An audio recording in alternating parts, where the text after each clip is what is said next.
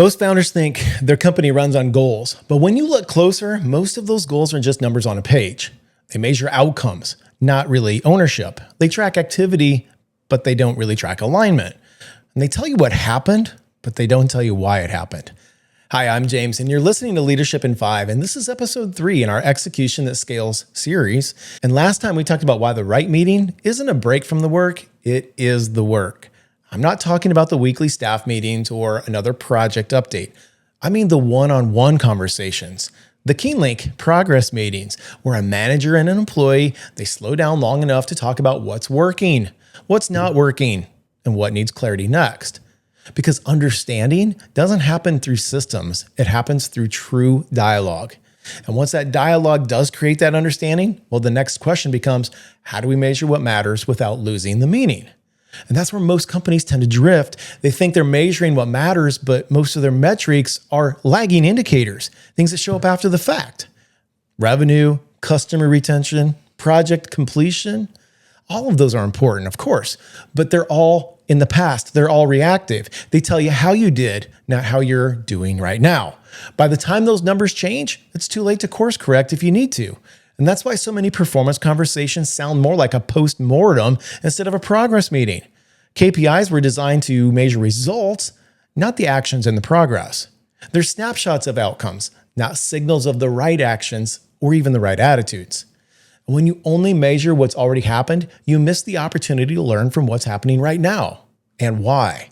That's why high-performing organizations, they build their systems around leading indicators, metrics that are proactive and predictive.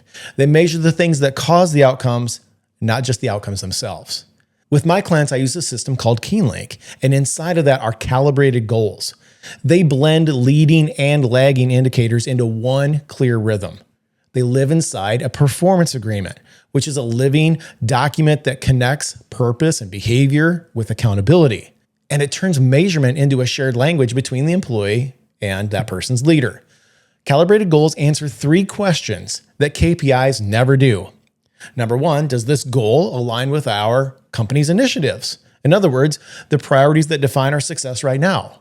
Number 2, is the goal clearly defined with missed, met, and exceeded criteria that's agreed upon by both the employee and that person's manager?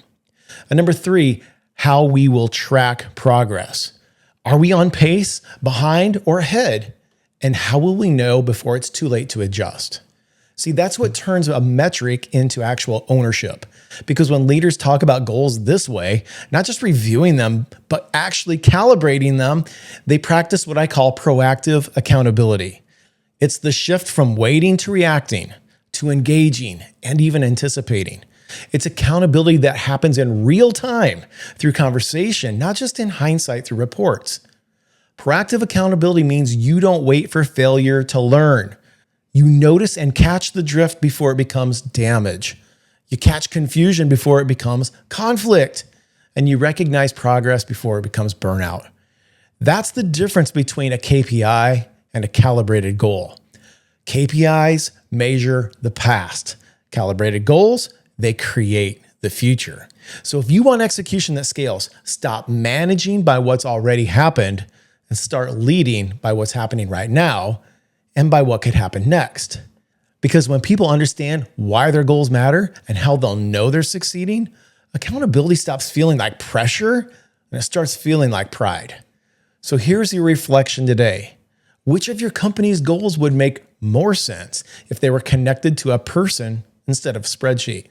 And what might happen if your team started measuring what causes success, not just what confirms it?